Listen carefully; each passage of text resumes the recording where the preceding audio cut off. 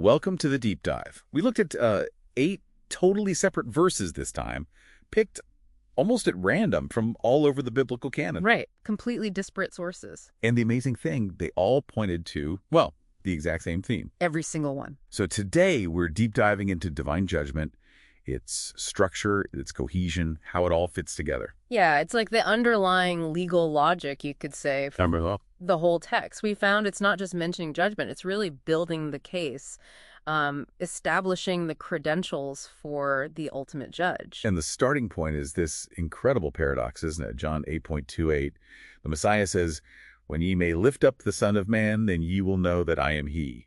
What's hidden in that phrase, lift up, in the original Greek? Yes. That's where it gets really interesting linguistically. The verb is uchu, hupo. And it's brilliant, actually, because it has this double meaning.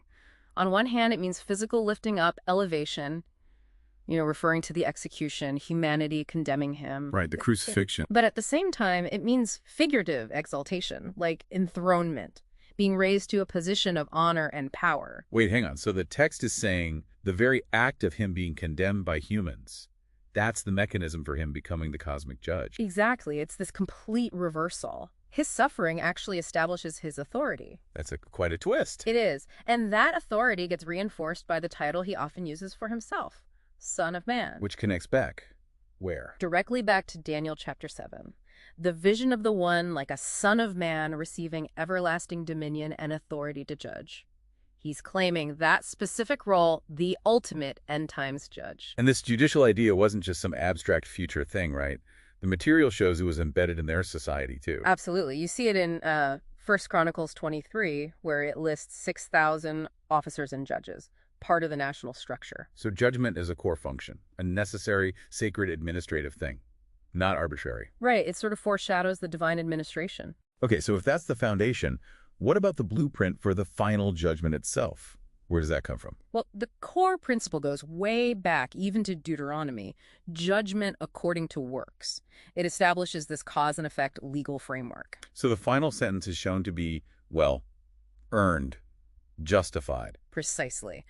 But the most vivid picture, the real precursor scene, is Daniel 7 again. The courtroom scene. Yeah.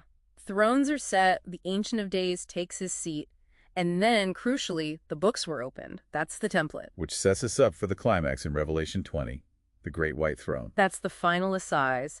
And notice the throne is great and white, signifying absolute purity, unchallenged authority. And the consequence is staggering. The text says the earth and the heaven did flee away. The current reality just dissolved in his presence. It implies a cosmic reset on an unimaginable scale. It can't endure that level of pure justice, it seems. So when the unsaved dead stand there, what's the evidence presented? You mentioned books plural in Daniel. Right, and Revelation picks that up. 2 sets of records, essentially. First, scrolls were opened. These are the books detailing their works. The basis for judgment, according to their works, like Deuteronomy said. Exactly. It proves the justice of the condemnation, but that's not the final determinant for their fate. Because there's another book? Yes. Another scroll is opened, which is that of the life, the book of life. And the ultimate verdict, the condemnation, comes only if someone's name was not found written in the scroll of the life.